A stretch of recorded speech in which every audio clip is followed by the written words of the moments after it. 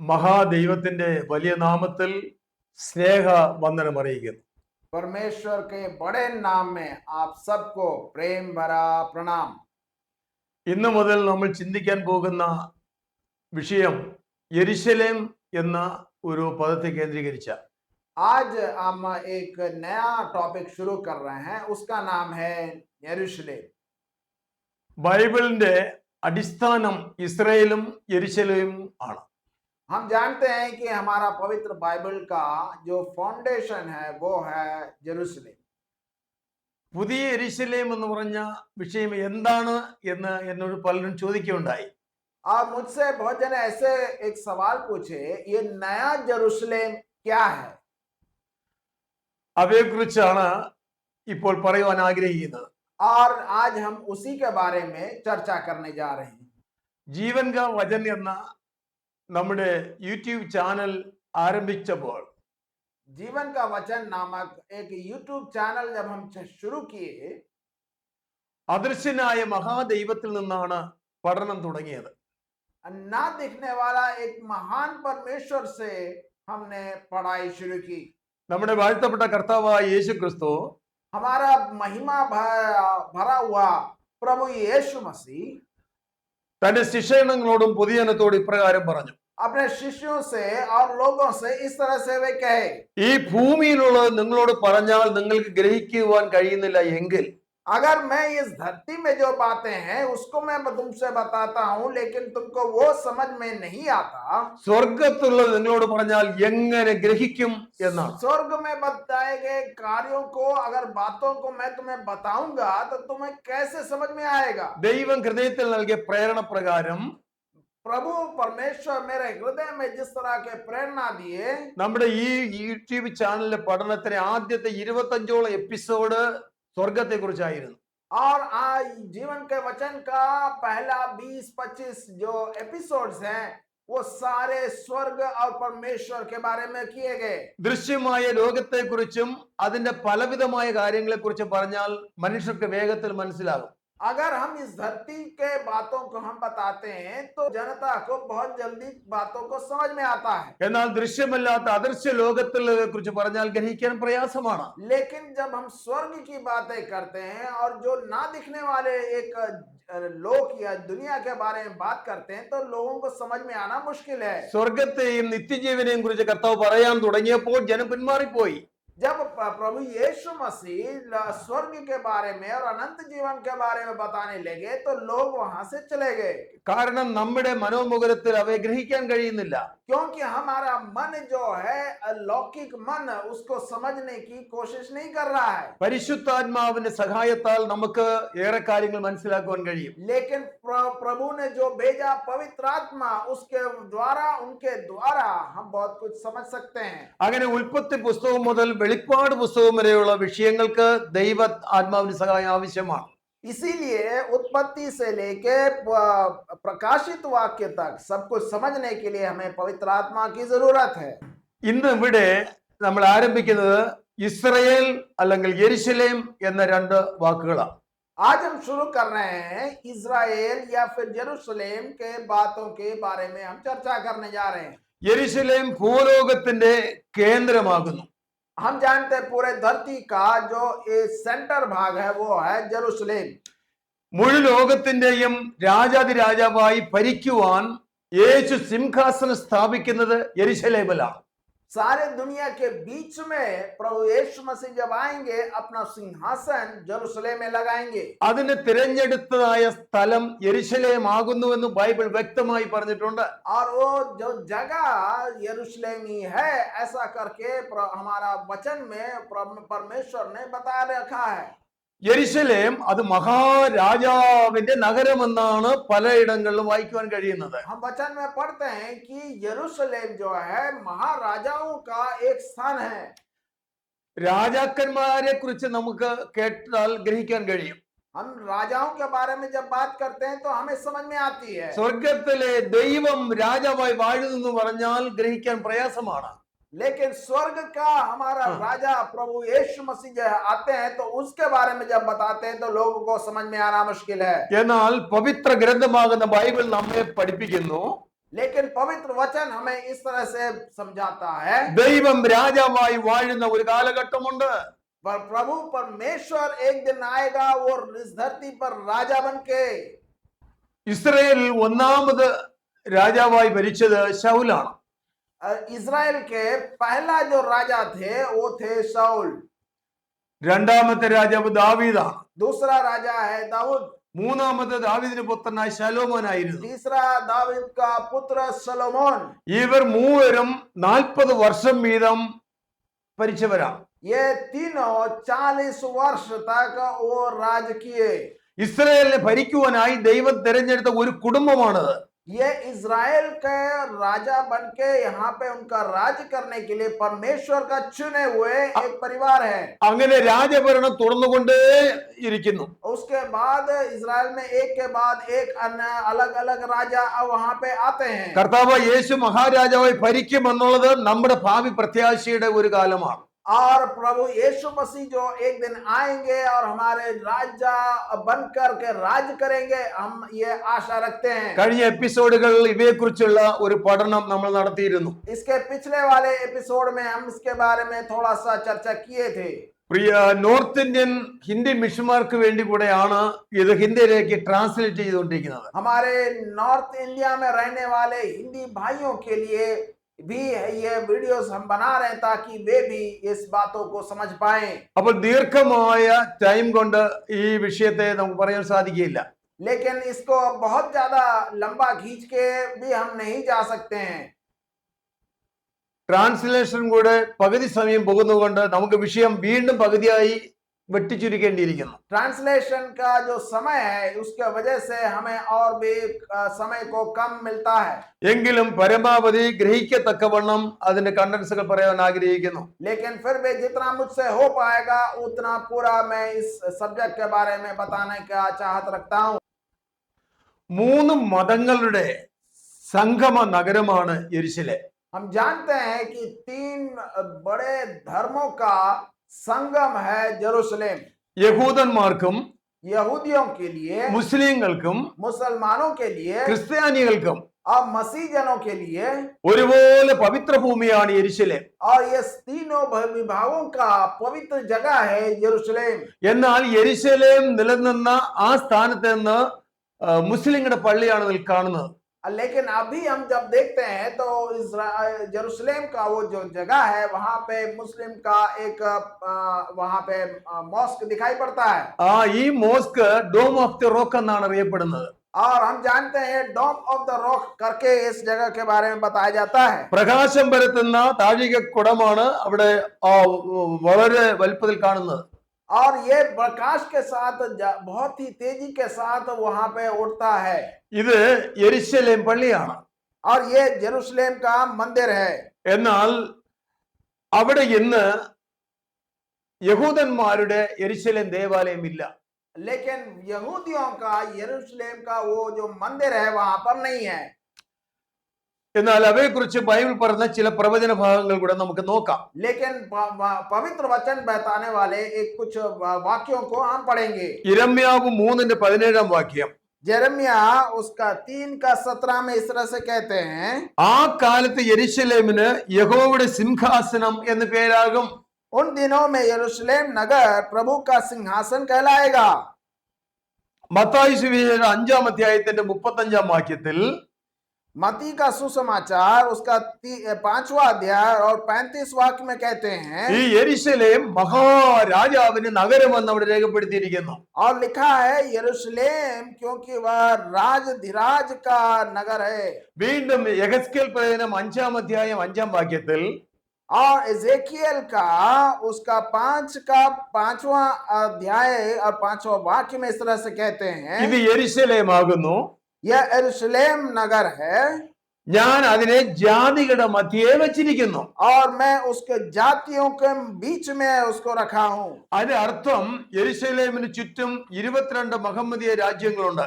उसका मतलब इसके जेरूशलेम के चारों तरफ 22 जो महान राज्य उसके पास इर्द गिर्द में है। അതുകൂടാതെ അനവധി മുസ്ലിം രാജ്യങ്ങൾ വേറെയുമുണ്ട്. और उसके अलावा बहुत से मुस्लिम राज्य उसके पास में है। അവരുടെ മധ്യേ ഇസ്രയേലിലെ പൂർവികരെ കുറിച്ച് ചെറിയ ഒരു പഠനം കൂടെ നമുക്ക് നോക്കാം.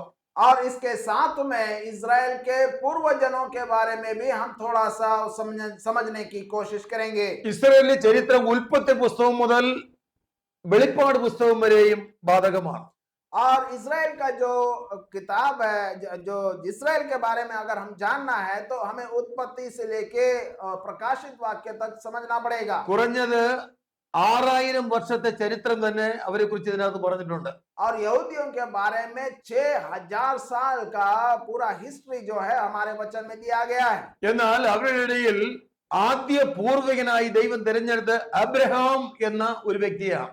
लेकिन शुरू में वो जो चुने उनमें सबसे पहला व्यक्ति था अब्राहम. അബ്രഹാമിനെ പല ഉച്ചാരണത്തിൽ പല ജാതികൾ പറയുന്നു. अलग अलग तरीके से उनको नाम इब्राहिम या अब्राहम करके बुलाते हैं. അപ്പോൾ ഇസ്രായേലിന്റെ ഒരു ആരംഭം എന്ന കാര്യമാണ് നമ്മൾ ഇപ്പോൾ ചിന്തിക്കുന്നത്. और इज़राइल का जो है शुरुआत वो इधर हम शुरू कर रहे हैं. അപ്പോസ്തലന്മാർ തിരഞ്ഞെടുത്ത ചില യുവ സുവിശേഷകന്മാരുണ്ടായിരുന്നു. और जो पौलुस के साथ में जो डिसाइपल्स थे उनको उन्होंने शुरुआत में कुछ डिसाइपल्स को वो चुने. അതിൽ സ്തെഫാനോസ് എന്ന് പറയുന്ന ഒരു സുവിശേഷകന്റെ പ്രസംഗം ഇവിടെ രേഖപ്പെടുത്തിയിട്ടുണ്ട്. और उसमें स्तेफानोस करके एक प्रचारक जो है वो कुछ बातों को कहते हैं. അപ്പോസ്തലന്മാർ 7-ാം അധ്യായം 1-ാം വാക്യം മുതൽ അത് തുടരുകയാണ്. और वो जो प्रेरितों के काम उसका 7वां अध्याय से पहला वाक्य में से वहां कहता है.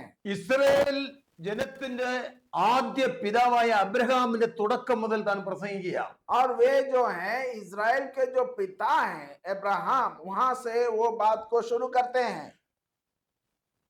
സഹോദരന്മാരും പിതാക്കന്മാരുമായ പുരുഷന്മാരെ കേൾപ്പീൻ, നമ്മുടെ പിതാവായ അബ്രഹാം ഹാരാനിൽ വന്ന് പാർക്കും മുമ്പേ മെസൊപ്പൊത്താമ്യയിൽ ഇരിക്കുമ്പോൾ എന്ന് വായിച്ചു തുടങ്ങുന്നു. और वे कहते हैं दूसरे वाक्य में, भाइयों और गुरुजनों मेरी बात सुनो. ये जब हमारे पूर्वज अब्राहम हारान देश में से बसने में पहले मेसोपोटामिया में रहते थे. മെസൊപ്പൊത്താമ്യയിൽ അബ്രഹാമും പിതാവും കുടുംബമായിരിക്കുമ്പോൾ ദൈവം അവർക്ക് വെളിപ്പെട്ടു. और मेसोपोटामिया में अब्राहम जब रहते थे तो उस समय परमेश्वर उनसे भेंट किए. തേജോമനായ ദൈവം അവന് പ്രത്യക്ഷനായി എന്നാണ് അവിടെ വായിക്കുന്നത്. महान और प्रकाशित परमेश्वर अब्राहम के सामने वो आ खड़े हुए. നിന്റെ ദേശത്തെയും നിന്റെ ചാർച്ചക്കാരെയും വിട്ട് ഞാൻ നിനക്ക് കാണിച്ചു തരുന്ന ദേശത്തിലേക്ക് ചെല്ലുക എന്ന് പറഞ്ഞു. और वे कहे कि तुम अपने अपने पिताजी और उनके परिवार को छोड़ करके मैं जो दिखाता हूं उस राज्य की और तुम चल पड़ो. അങ്ങനെ അവൻ കൽദയരുടെ ദേശം വിട്ട് ഹാരാൻ വന്ന് പാർത്തു എന്നാണ് അവിടെ രേഖപ്പെടുത്തിയിരിക്കുന്നത്. और वो वहां से कल मेल करके एक जगह से हटकर हारान करके एक जगह की और वो जाते हैं. കൽദയരുടെ ദേശം എന്ന് പറഞ്ഞിരിക്കുന്നത് ഇറാഖ് രാജ്യത്തെ കുറിച്ചാണ്. और कलदे जो देश है वो इराक को नाम पे जाना जाता है. അതിനടുത്ത സ്ഥലമാണ് മെസൊപ്പൊത്താമ്യ. और उसके बाद वो स्थान है मेसोपोटामिया. അതിലൊരു സ്ഥലമാണ് ഊർ. और उसी में एक जगह है ऊर नाम का जगह. ഇന്ന് പോയാലും ആ സ്ഥലങ്ങളും പട്ടണങ്ങളിലും അവിടെ കാണുവാൻ കഴിയുന്നുണ്ട്. आज भी अगर आप वहां जाते हैं तो ये सब जगह आप देख सकते हैं. ആ ഊർ ഇന്ന് ഉർഫ എന്ന പേരിൽ അറിയപ്പെടുന്നു. और वे जगह जो है ऊर को आज हम उर्फा करके बोलते हैं. ഉൽപ്പത്തി പുസ്തകം 11-ാം അധ്യായത്തിൽ और उत्पत्ति का पुस्तक उसका 11वां वाक्य में അതിന് 28-ാം വാക്യം മുതൽ 12-ാം അധ്യായം മുഴുവനും അബ്രഹാമിന്റെ വിളിയും തിരഞ്ഞെടുപ്പുമാണ്. उत्पत्ति का किताब उसका 11वां अध्याय 28 से लेके अब्राहम के बारे में और उनके जो यात्रा के बारे में बताते हैं. അത് തന്നെയാണ് സ്തെഫാനോസ് തന്റെ പ്രസംഗത്തിൽ അവിടെ വിളിച്ചു പറഞ്ഞത്. और वो जो है स्तेफानोस प्रेरितों के काम में वो बताते हैं. ഇവിടെ 28-ാം വാക്യത്തിൽ ഇപ്രകാരം വായിക്കുന്നു, ജന്മദേശത്ത് വെച്ച് കൽദയരുടെ ഒരു പട്ടണമായ ഊറിൽ വെച്ച് തന്നെ ദൈവം ഇടപെടുകയാണ്. हारान के मृत्यु उसके पिता तेरह के जीवन के काल में ही कसदी जाति के ऊर नामक नगर में हुई। 11-ാം അധ്യായത്തിന്റെ 31-ാം വാക്യത്തിന്റെ അവസാന ഭാഗത്ത് ഇങ്ങനെ കാണുന്നു. और उत्पत्ति के 11 अध्याय में और 31 वाक्य में इस तरह से कहते हैं, അബ്രഹാം തന്റെ സാറായിയെയും കൂട്ടി കൽദയ പട്ടണമായ ഊരിൽ നിന്ന് കനാൻ ദേശത്തിലേക്ക് പോകുവാൻ പുറപ്പെട്ടു. अब्राहम की पत्नी एवं अपनी बहू साराई के साथ लेकर कसदी जाति के ऊर नगर को छोड़ दिया। 12-ാം അധ്യായത്തിൽ ദൈവം ഡയറക്റ്റ് അബ്രഹാമിനോട് ഇടപെടുന്നു. और 12वां अध्याय में हम देखते हैं कि परमेश्वर अब्राहम से बात करते हैं। അവിടെ യഹോവ അബ്രഹാമിനോട് അരുളി ചെയ്തു, और वहां पे परमेश्वर अब्राहम से इस तरह से कहते हैं, നീ നിന്റെ ദേശത്തെയും ചാർച്ചക്കാരെയും പിതൃഭവനത്തെയും വിട്ട് പുറപ്പെടണം. और तुम जो है अपने जगह अपने माता पिता को छोड़कर एक नए जगह की और जाना है। ऐसे करके परमेश्वर अब्राहम से बताते हैं, ഞാൻ കാണിപ്പാനിരിക്കുന്ന പട്ടണത്തിലേക്ക് നീ പോകണം. और मैं जो दिखाने वाला एक नगर है वहां की ओर तुम जाओ। അങ്ങനെ അബ്രഹാമും തന്നോട് കൂടെയുള്ളവരൊക്കെ യാത്ര തിരിക്കുന്നു. और उस तरह से अब्राहम अपने लोगों के साथ उस जगह की ओर जाते हैं। 12-ാം അധ്യായം 4-ാം വാക്യത്തിൽ വായിക്കുന്നു, യഹോവ തന്നോട് കൽപ്പിച്ചതുപോലെ അബ്രഹാം പുറപ്പെട്ടു. और चौथा वाक्य में इस तरह से कहते हैं कि जैसे परमेश्वर बताता है अब्राहम को, उसी तरह से अब्राहम बातों को मानता है। ഹാരാനിൽ നിന്ന് അബ്രഹാം യാത്ര പുറപ്പെടുമ്പോൾ അബ്രഹാമിന് 75 വയസ്സായിരുന്നു. और हम जानते हैं कि जब हारान से अब्राहम देश से प्रस्थान किया, वह 75 वर्ष के थे। 12-ാം അധ്യായത്തിന്റെ 5-ാം വാക്യത്തിന്റെ അവസാന ഭാഗത്ത് ഇപ്രകാരം വായിക്കുന്നു, और 12वां अध्याय और उसका 5वां वाक्य के आखिरी में ऐसे कहते हैं, ഹാരാന് വെച്ച് സമ്പാദിച്ച ആളുകളെയും കൂട്ടിക്കൊണ്ട് കനാൻ ദേശത്തേക്ക് പോകുവാൻ പുറപ്പെട്ടു. കനാൻ ദേശത്ത് എത്തി. और वे कहते हैं कि हारान देश में प्राप्त दास दासियों को लेकर कनान देश की ओर चले। उन्होंने कनान देश में प्रवेश किया। കനാൻ ദേശം എന്ന് പറയുന്നത് ഇന്നത്തെ പാലസ്തീൻ ഉൾപ്പെടെയുള്ള ഇസ്രായേൽ പ്രദേശം മുഴുവനുമാണ്. और हम जानते हैं कि कनान देश जो आज हम कहते हैं वो फलस्तीन और इजराइल सारा मिलाकर जो जगह है उसी को कनान कहते थे। അതിനെ അതിർത്തി നിർണയിച്ചുകൊണ്ട് കർത്താവ് വാഗ്ദത്തം ചെയ്ത ദേശത്തെ വ്യക്തമായി അബ്രഹാമിന് കാണിച്ചു കൊടുത്തു. और ये जो पूरा कनान का देश है, पूरा का पूरा जो है अब्राहम के अंदर में था। കനാൻ ദേശത്ത് എത്തിയപ്പോൾ അബ്രഹാമിന് വീണ്ടും യഹോവ ദൈവം വെളിപ്പെട്ടു. और कनान देश में आने के बाद अब्राहम के सामने परमेश्वर आ खड़े होते हैं।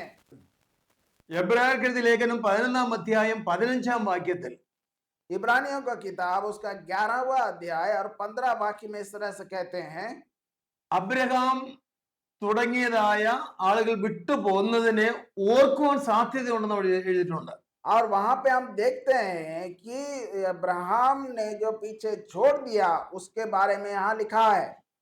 വിട്ടുപോകുന്നതിനെ ഓർത്തു എങ്കിൽ എന്നാണ് എഴുതിയിരിക്കുന്നത്. वहां पे लिखा है वहां लौटने का अवसर। അപ്പോൾ വിട്ടുപോകുന്നതിനെ ഓർക്കത്തക്കവണ്ണം എന്തിരിക്കുന്നു? और जो मैं छोड़ दिया उसके बारे में याद करना और उसके बारे में सोचना क्यों जरूरी है? ബൈബിൾ വായിക്കുന്നു, അബ്രഹാം കൂടാരവാസിയാണ്. हम जानते हैं कि अब्राहम जो है जो टेंट में रहने वाला एक व्यक्ति था। അബ്രഹാം ഇസാക്ക് യാക്കോബ് എന്ന ആ പുത്ര പരമ്പരകളെല്ലാം കൂടാരവാസികളായിട്ടാണ് ബൈബിളിൽ രേഖപ്പെടുത്തിയിരിക്കുന്നത്. अब्राहम, इसहाक और याकूब ये सारे जो है एक टेंट के अंदर में रहने वाले लोग थे। എന്നാൽ ഹാരാം എന്ന പ്രദേശത്തെ കുറിച്ച് ഞാൻ അല്പം കാണിക്കുവാനായി താല്പര്യപ്പെടുകയാണ്. और कुछ हारान के बारे में कुछ मैं आपको बातों को बताना और दिखाना चाहता हूँ। ഹാരാനിൽ നിന്ന് വിട്ടു പോകുമ്പോൾ അവിടുത്തെ കൂടാരം എങ്ങനത്തേതായിരുന്നു? हारान से जब वो निकल के जाते हैं तो वहां पे कुछ बातें वो कहते हैं। തുർക്കിയുടെ ഒരു ഒരു ഒരു എൻഡ് ആണ് ഈ ഹാരാൻ. तुर्की का एक जो सीमा है वो जगह में है हारान। ഈ കാണുന്ന വീഡിയോയിൽ നിങ്ങൾക്ക് അത് ആ സ്ഥലത്തിന്റെ പേര് വരെ കാണാൻ കഴിയുന്നു. और ये वीडियो में आप उसका चित्र देख पा रहे हैं। ഹറാൻ എന്നാണ് അവിടെ ഉച്ചരിക്കുന്നത്. हरान करके वहां पे लिखा है ആ രാജ്യത്തുള്ള എല്ലാവരും ഹറാൻ ഹറാൻ എന്നാണ് പറയുന്നത്. और वे जो लोग वहां पे रहते हैं वो हरान हरान करके बोलते हैं। നമ്മുടെ ബൈബിളിലെ ഉച്ചാരണം ഹറാൻ എന്നാണ്. लेकिन हम वचन में हरान करके बोलते हैं। അവിടെ 318 അഭ്യാസികളുമായി പാർത്ത ഒരു കൂടാരത്തെ കുറിച്ചാണ് പറഞ്ഞിരിക്കുന്നത്. और वहां पे हम देखते हैं कि 361 जो है लोगों के साथ या सेनापतियों के साथ रहने वाला ये अब्राहम था। ഈ കൂടാരത്തെ കാണാൻ ലോകരാജ്യങ്ങളിൽ നിന്നും എല്ലായ്പ്പോഴും ആളുകൾ കൂട്ടം കൂട്ടമായി അവിടെ വരാറുണ്ട്. और अब दुनिया के हर कोने से वहां पे लोग आते रहते थे। അതൊരു ടൂറിസ്റ്റ് കേന്ദ്രം കൂടെയാണ്. और वे अभी एक टूरिस्ट का केंद्र बन गया है। ആദ്യം വരുമ്പോൾ മണ്ണുകൊണ്ട് പ്രത്യേകമായി ഡിസൈൻ ചെയ്തിട്ടുള്ള ഒരു എൻട്രൻസ് കാണാം. और शुरू में जब हम आते हैं तो वो एक मिट्टी का बना हुआ एक डिजाइन हम देखते हैं। അബ്രഹാമിന്റെ കൂടാരത്തിലേക്ക് പ്രവേശിക്കുമ്പോൾ ആദ്യം മതിൽക്കെട്ടോട് കൂടിയ ഒരു വലിയ എൻട്രൻസ് ആണ്. और हम जब जानते हैं कि अब्राहम के जो टेंट में जब जाते हैं तो वहां पे एक बहुत बड़ा बाउंड्री खड़ा है। ആ മതിലിനും വീടിനും ഇടയിൽ അതിവിശാലമായ ഒരു ഗ്രൗണ്ട് ആണ്. और हम जानते हैं कि वो जो दीवार है और जो टेंट है ये दोनों के बीच में बहुत बड़ा एक आंगन का जगह है। അവിടെ അബ്രഹാമിന്റെ പണിശാലകൾ ചുറ്റോട് ചുറ്റുമുണ്ട്. और उनके उस आंगन में बहुत सारे जो काम करने वाले व्यक्ति लोग हैं जो कारपेंटर हैं वो वहां पे रहते थे। അന്നത്തെ അതേ പണിശാല ഇന്നും അതുപോലെ ഇവിടെ സൂക്ഷിച്ചിട്ടുണ്ട്. और उस दिन जो थे जो टेंट था उसी तरह आज भी वहां पे देख सकते हैं। അടിച്ചു ഒതുക്കിയതായ മണ്ണ് അങ്ങനെ നല്ലപോലെ ഉറച്ചു കിടക്കുന്ന പ്രതലമാണ് അതിന്റെ തറ. और हम जानते हैं कि अब बहुत अच्छी तरह स्थिर करके मिट्टी को वहां पे लोग वो जो है जैसे कि उस दिन था वैसे के वैसे आज भी हम देख सकते हैं। മുറ്റമെന്ന് പറയുന്ന വിശാലമായ ഗ്രൗണ്ട് ഇന്നത്തെ ഗ്രാനൈറ്റ് സ്ലാബുകൾ കൊണ്ട് നിറച്ചിരിക്കുകയാണ്. और वो जो आंगन है वहां पर ग्रेनाइट का स्लैब डाल करके उसको ठोस कर दिए हैं। വളരെ ബലവത്തായ കല്ലുപോലുള്ള മണ്ണ് വെട്ടിയെടുത്ത കല്ലുകൾ കൊണ്ട് അവർ കൂടാരം പണിതിട്ടുണ്ട്. और हम जानते हैं कि वहां पे बहुत ही स्ट्रांग और बहुत बल वाला पत्थर का उपयोग करके वहां पे दीवार को बनाया गया है। അത് നമ്മൾ കമ്പി പാര കൊണ്ട് ഇടിച്ചാൽ പൊളിയാത്ത വിധത്തിൽ അത്ര സ്ട്രോങ് ആണ് കല്ല്. और ये बहुत ही ठोस है और उसको लोहे के खंबे से भी हम उसको मार के तोड़ नहीं सकते। നമ്മുടെ ബിൽഡിംഗ് പണിയുന്നത് പോലെ വലിയ വലിയ കല്ലുകൾ കൊണ്ട് അത് നല്ലപോലെ അടുക്കി ഭിത്തികൾ പണിതിട്ടുണ്ട്. और ये जो दीवार है ऐसे पत्थर को एक के ऊपर एक रख करके बनाया गया है। അതിന് മുകളിൽ ഗോപുരം പോലെ വളരെ ഉയരത്തിലാണ് പണിതിരിക്കുന്നത്. और उसके ऊपर में एक बहुत बड़ा एक स्तंभु जैसे एक गोल आकार में वो बनाया गया है। എല്ലാം കല്ലുകൾ കൊണ്ടാണ് പണിത് പിരമിഡ് പോലെ ഉയർത്തിയിരിക്കുന്നത്. ये सारे जो पत्थर का उपयोग करके बना करके पिरामिड का तरह से वो बनाए गए। അതിന് ചുറ്റും നല്ല പശപ്പൻ ചേറ് കൊണ്ട് തേച്ച് മൺകുറ്റ് പോലെ വിട്ടിട്ടുണ്ട്. और ये सब बनाने के बाद उसके ऊपर जो टार है वो डाल करके उसको अच्छी तरह चिपका दिए। മണ്ണ് കൊണ്ടുള്ള ചേറ് പുറത്ത് പൂശിയിട്ട് അകത്ത് ഓപ്പൺ കല്ലാണ്. और ये बाहर मिट्टी का जो वो है उसको लपेट करके पानी के साथ उसको बाहर से किए और अंदर के भागों में वो पत्थर वैसे के वैसे ही है। ആ കൂടാരം എന്ന് പറയുന്ന ബിൽഡിങ്ങിന് അകത്തോട്ട് കയറിയാൽ ധാരാളം റൂംസ് ഉണ്ട്. और उस टेंट के अंदर अगर हम जाते हैं तो उसके अंदर बहुत सारे कमरे हैं കോൺഫറൻസ് ഹാളുണ്ട്. और कॉन्फ्रेंस हॉल उसके अंदर है। 1000-10000 ആളുകൾക്ക് പാർക്കത്തക്കവണ്ണം അനേക ബിൽഡിങ്ങുകൾ അടുത്തടുത്ത് പണിതിട്ടുണ്ട്. और उसके अंदर में ही बहुत सारे बिल्डिंग हैं और उसके अंदर अब बहुत सारे लोग रह सकते हैं। ദൂരെ നിന്ന് നോക്കിയാൽ അനേക മൺപുറ്റുകൾ പോലെ ഒരു സൗന്ദര്യമില്ലാത്ത കുടിലുകളാണ് കാണുന്നത്. और दूर से अगर हम जब देखते हैं तो ये सारे जो है ये बिल्कुल छोटे टेंट जैसे दिखते हैं।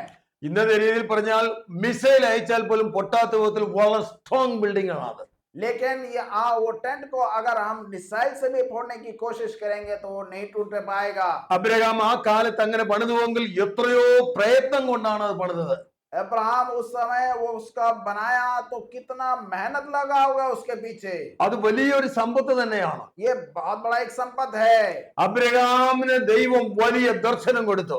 अब्राहम को परमेश्वर ने बहुत बड़ा दर्शन दिया ദൂരവേ സ്വർഗീയ നിർമ്മിതമായ ഒരു ബിൽഡിംഗ് കാണിച്ചു.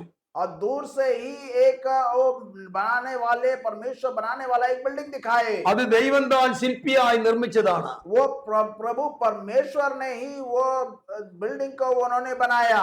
അത് എബ്രായർക്ക് എഴുതിയ ലേഖനം 11-ാം അധ്യായത്തിലാണ് വിവരിച്ചിരിക്കുന്നത്. वो इब्रानियों का किताब वो 11 वाक्य में इसको बताया गया है।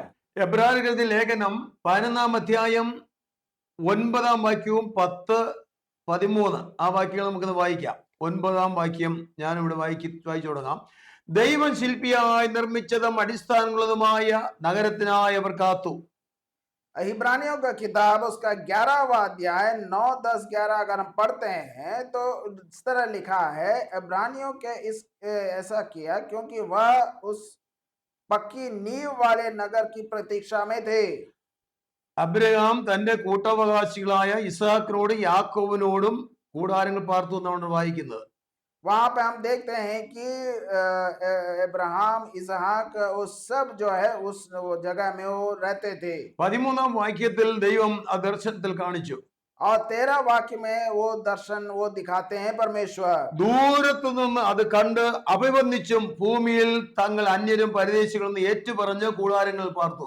वे जो है प्रतिज्ञा का फल पाए बिना ये सब विश्वास करते हुए मर गए, परंतु उनके उसको दूर से देखे और उसका स्वागत किया। वे अपने को पृथ्वी पर परदेशी तथा प्रवासी जब मानते थे। നിത്യതയിലെ ആ ഭവനം അബ്രഹാം യാക്കോബ് തന്റെ സന്തതികൾ കണ്ടപ്പോൾ अनंत काल में बनने वाला ये जो बिल्डिंग को जब अब्राहम को देखे, പരദേശികളായി ഞങ്ങളുടെ ഇവിടുത്തെ പാർപ്പിടം വെറും കൂടാരമാണ്, ഞങ്ങൾ കൂടാരവാസികളാണെന്ന് അവർ ഏറ്റുപറഞ്ഞു.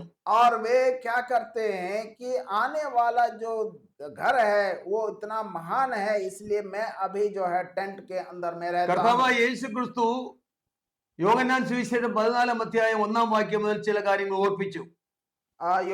योना का सुसमाचार उसका 14 अध्याय और उसका 1 से 3 में इस तरह से बताते हैं, നിങ്ങളുടെ ഹൃദയം കലങ്ങിപ്പോകരുത്, ദൈവത്തിൽ വിശ്വസിപ്പീൻ, എന്നിലും വിശ്വസിപ്പീൻ, എന്റെ പിതാവിന്റെ ഭവനത്തിൽ അനേകം വാസസ്ഥലങ്ങൾ ഉണ്ട് എന്ന് കർത്താവ് പറഞ്ഞു. वहां पे लिखा है परमेश्वर ने में विश्वास करो और मुझ में भी विश्वास करो, मेरे पिता के यहाँ बहुत निवास स्थान है। ഞാൻ അവിടെ പോയി നിങ്ങൾക്ക് സ്ഥലം ഒരുക്കുന്നു എന്നാണ് രണ്ടാമത് പറഞ്ഞിരിക്കുന്നത്. और वहां लिखा है कि मैं वहां जा रहा हूं ताकि आपके लिए और मेरे लिए एक स्थान बनाकर आऊं। ഞാൻ ഇരിക്കുന്നിടത്ത് നിങ്ങളും ഇരിക്കേണ്ടതിന് പിന്നെയും വന്ന് നിങ്ങളെ എന്റെ അടുക്കൽ ചേർത്തുകൊള്ളും. मैं जहां बैठा हूं वहां पे आप लोग को भी ले आने के लिए मैं वहां जाकर एक स्थान बना रहा हूं। ആ ഒരു ബിൽഡിങ്ങിനെ കുറിച്ചുള്ള ദർശനം അബ്രഹാമിന് ലഭിച്ചിരുന്നു. और वहां का उस बिल्डिंग के बारे में अब्राहम ने एक दर्शन देखा। ദൂരത്ത് നിന്ന് ആ ദർശനം താൻ കണ്ടു. दूर से वो दर्शन वो देखते हैं। ദൈവം അതിമനോഹരമായി പണിത് സ്വർഗത്തിൽ ആ സ്പേസിൽ സൂക്ഷിച്ചിരിക്കുന്ന ഒരു ഗോളമാണത്. ये परमेश्वर ने एक स्पेस में बनाया हुआ एक नगर है वे। അത് ദൈവമക്കളുടെ അവകാശമാണ്. ये हम सब विश्वासियों का एक घर है, अपना घर है। യോഹന്നാൻ സുവിശേഷം 17-ാം അധ്യായത്തിൽ യോഹന്നാ का सुसमाचार उसका 17 अध्याय में കർത്താവ് തന്റെ മധ്യസ്ഥ പ്രാർത്ഥനയിൽ അത് പ്രത്യേകിച്ച് ഓർപ്പിച്ചിട്ടുണ്ട്. वो जो एक प्रार्थना करते हैं उसके बारे में वहां पे बताते हैं। 17-ാം വാക്യത്തിന്റെ 11-ാം വാക്യവും 21-ാം വാക്യവും ഇവിടെ വായിക്കുന്നു. वहां पे हम 11वां वाक्य और 21 वाक्य को हम पढ़ेंगे। ഞാൻ നിന്റെ അടുക്കൽ വരുന്നു, പരിശുദ്ധ പിതാവേ, അവർ നമ്മെ പോലെ ഒന്നാകണം എന്നാണ് അവിടെ പ്രാർത്ഥിക്കുന്നത്. वहां पे लिखा है, अब मैं संसार में नहीं रहूंगा परंतु वे संसार में रहेंगे और मैं तेरे पास आ रहा हूँ। परम पावन पिता, अपने उस नाम को जो मैंने तुझे दिया उनके सुरक्षित रख। യോഹന്നാൻ സുവിശേഷം 17-ാം അധ്യായത്തിന്റെ 21-ാമത്തെ വാക്യം അതിനെ ഒന്നുകൂടെ ശക്തമായി ഓർപ്പിക്കുകയാണ്. और यूहन्ना का सुसमाचार उसका 17 अध्याय और 21 वाक्य में एक और बार वे एक से चीज को बताते हैं। അവർ എല്ലാവരും ഒന്നാകേണ്ടതിന് പിതാവേ നീ എന്നിലും ഞാൻ നിന്നിലും ആകുന്ന പോലെ അവരും നമ്മൾ ആകേണ്ടതിന് ഒന്നാകേണ്ടതിന് എന്ന് പ്രാർത്ഥിച്ചു. वहां पे लिखा है, पिता जिस तरह तू मुझ में है और मैं तुझ में हूं, उसी तरह वे भी हम में एक हो, जिससे संसार यह विश्वास करे कि तूने मुझे भेजा है। പിതാവും പുത്രനായി ക്രിസ്തുവും തന്റെ രക്തത്താൽ സംബന്ധിച്ച സഭയും ഒന്നായി ചേരുന്നതാണ് സ്വർഗീയ കുടുംബം. अब प्रभु परमेश्वर के अंदर में प्रभु यीशु मसीह और प्रभु यीशु मसीह के अंदर में हम सब जो विश्वासी जन है, ये सब एक हो जाएं, यह है परमेश्वर का एक बहुत बड़ा योजना। എഫെസ്യരുടെ ലേഖനം 3-ാം അധ്യായം 14-ാം വാക്യത്തിൽ അവിടെ പൗലോസ് ഇപ്രകാരം രേഖപ്പെടുത്തിയിരിക്കുന്നു. और एफिसियों का पत्री उसका 3रा अध्याय और 14 वाक्य में इस तरह से कहते हैं, അത് നിമിത്തം ഞാൻ സ്വർഗത്തിലും ഭൂമിയിലുമുള്ള സകല കുടുംബത്തിനും പേരുവരുവാൻ കാരണമായ പിതാവിന്റെ സന്നിധിയിൽ മുട്ടുകുത്തുന്നു. और जो स्वर्ग में और पृथ्वी पर प्रत्येक परिवार का मूल आधार है, घुटने टेक कर यह प्रार्थना करता हूँ। ധന്യനായ പൗലോസ് ലീഗ ഒരു സ്വർഗീയ ദർശനത്തോടുള്ള ബന്ധത്തിലാണ് ഒരു വാചകം ഇവിടെ രേഖപ്പെടുത്തിയത്. और पौलुस जो है वो एक आत्मिक दर्शन वो देखते हैं और उसके वजह से ये ऐसा वचन वो लिखते हैं। ഈ മുഴു പ്രപഞ്ചവും സൃഷ്ടിച്ച ഒരു സൃഷ്ടികർത്താവുണ്ട്. सारे ब्रह्मांड को बनाने वाला हमारा एक परमेश्वर है, അത് സർവശക്തനായ ദൈവമാണ്. वो बहुत ही शक्तिशाली परमेश्वर है। ആ ദൈവത്തിന്റെ സൃഷ്ടിയാണ് അദൃശ്യമായതും ദൃശ്യമായതും ഒക്കെയും. और उस परमेश्वर का सृष्टि है जिसको हम देख सकते हैं और उसको नहीं देख सकते हैं। ദൈവം തന്റെ സിംഹാസനത്തിൽ നിന്ന് സകലത്തെയും ഭരിക്കുന്നവനാണ്. और परमेश्वर उन सिंहासन में बैठ के सारे चीजों में राज करते हैं। തന്റെ സൃഷ്ടികളിൽ ഒരു ചെറിയ അണുവോളം ചെറുത് മാത്രമാണ് ഈ ഭൂമി എന്ന ഗോളം. अपने पूरे सृष्टि के अंदर में एक बहुत छोटा सा एक चीज है हमारा धरती, അതിലാണ് ദൈവം തന്റെ സാദൃശ്യത്തിലും സ്വരൂപത്തിലും മനുഷ്യനെ സൃഷ്ടിച്ചത്. और उस धरती के अंदर में परमेश्वर के रूप में और सादृश्य में मनुष्य को वो बनाते हैं। നമ്മൾ ദൈവത്തിന്റെ സാദൃശ്യവും സ്വരൂപത്താലും സൃഷ്ടിക്കപ്പെട്ട മനുഷ്യരാണ്. आप और मैं जो है प्रभु परमेश्वर के रूप में बनाए गए लोग हैं। മനുഷ്യന് പരാജയം വന്നപ്പോൾ, लेकिन जब मनुष्य जब टूट जाता है, गलत वीण रास्ते बोए- पर लेता है, വീണുപോയപ്പോൾ जब वो गिर जाता है, അവർ രക്ഷിപ്പാൻ ദൈവം തന്റെ പുത്രനായ മസിയെ ഭൂമിയിലേക്ക് അയച്ചു. और उनका रक्षा करने के लिए अपने पुत्र प्रभु यीशु मसीह को इस धरती में भेजते हैं। അങ്ങനെ യേശു മുഴു ലോകത്തിന്റെയും രക്ഷകനാണ്. और इसीलिए प्रभु यीशु मसीह पूरे दुनिया का रक्षक है। യേശു മാത്രമാണ് സ്വർഗത്തിലേക്ക് പോകുവാനുള്ള ഏക മാർഗം. प्रभु यीशु ही एकमात्र रास्ता है स्वर्ग में जाने का। അങ്ങനെ നമ്മെ രക്ഷിക്കുവാനായി യേശു കാൽവരി ക്രൂശിൽ പരമയാഗമായി തീർന്നു. इसलिए हमारी रक्षा करने के लिए प्रभु यीशु मसीह कालवरी क्रूस में मृत्यु ले लेते हैं। യേശു ക്രിസ്തുവിന്റെ ജീവരക്തം അവസാനത്തോളം ഒഴുക്കിയാണ് ജീവ ബലിയായി തീർന്നാണ് നമ്മെ രക്ഷിച്ചത്. और इस तरह प्रभु यीशु मसीह अपने आखिरी बूंद खून को भी बहा करके मनुष्य का रक्षा करते हैं। ആ യേശുവിന്റെ പരമയാഗത്തിൽ വിശ്വസിക്കുന്ന ഏതൊരു ജാതിയനും നിത്യജീവൻ പ്രാപിക്കുവാൻ और കഴിയും. उस प्रभु यीशु मसीह पर विश्वास करने वाला कोई भी व्यक्ति हो, किसी जाति का भी हो, वो रक्षा प्राप्त करेगा। അങ്ങനെ ലോകരാജ്യങ്ങൾ എല്ലായിടത്തും ജാതിയിൽ നിന്നും ഭാഷയിൽ നിന്നും വംശത്തിൽ നിന്നുമായി കോടാനുകോടി മനുഷ്യർ ദൈവത്തിലേക്ക് തിരിഞ്ഞു. इस तरह से इस दुनिया में जहां जहां राज्य है, लोग हैं, वहां सब वो सब प्रभु यीशु मसीह पर विश्वास करके अलग-अलग जाति से लोग जो हैं स्वर्ग में जाते हैं। അവരൊക്കെ ദൈവത്തിന്റെ മക്കളാണ്. ये सब प्रभु परमेश्वर के बच्चे हैं। ദൈവത്തിന്റെ ഏകജാതനാണ് പുത്രനായ മസിയ.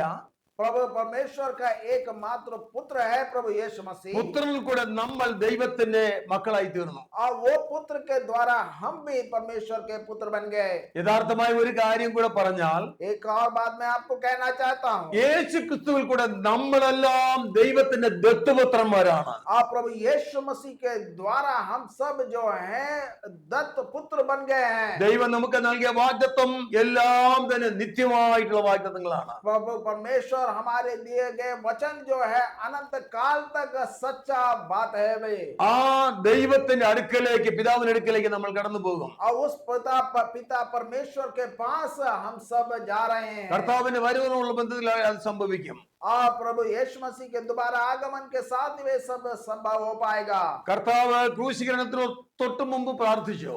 और वो प्रभु यीशु मसीह अपना क्रूसीकरण के पहले एक प्रार्थना किए, പിതാവേ നീയും ഞാനും ഒന്നാണ്. पिता परमेश्वर तुम और मैं एक हूँ। അപ്പോൾ ഞാൻ എന്നിൽ കൂടെ തിരഞ്ഞെടുക്കപ്പെടുന്ന ജനവും നമ്മൾ ഒന്നാകണം. मैं जब जन को चुनता हूँ वे भी आपके साथ एक बन जाते हैं। അങ്ങനെ സ്വർഗത്തിലും ഭൂമിക്കും പേർ വരുവാൻ കാരണമായ സ്വർഗീയ പിതാവ്, इसीलिए स्वर्ग में और भूमि में सबका पिता एक ही है, वो है पिता परमेश्वर। ആ പിതാവ് നമുക്ക് വേണ്ടി ഒരുക്കിയ ഒരു ഭവനമുണ്ട്. वो पिता हमारे लिए एक घर बनाए हैं। ആ ഭവനമാണ് പുതിയ യെരൂശലേം. वो घर है नया जेरूशलेम। ആ പുതിയ യെരൂശലേമിനെ കുറിച്ച് അടുത്ത എപ്പിസോഡിൽ നമ്മൾ പഠനം തുടരുന്നു. वो नया जेरूशलेम के बारे में आने वाले एपिसोड में हम चर्चा करेंगे। സമയം ദീർഘിപ്പിക്കാതിരിക്കുവാൻ ഇപ്പോൾ ഈ വിഷയം ഇവിടെ നിർത്തുന്നു. इसीलिए मैं इस बात यहीं पे रोक करके समाप्त करना चाहता हूँ। ഇതിന്റെ അടുത്ത എപ്പിസോഡ് ഇതിന്റെ തുടർച്ചയായി ഉടൻ തന്നെ ഇത് ബ്രോഡ്കാസ്റ്റ് ചെയ്യുന്നതാണ്. और इसका अगला एपिसोड में जेरूशलेम के बारे में और भी डिटेल में आपको बताएंगे। जय मसीह की।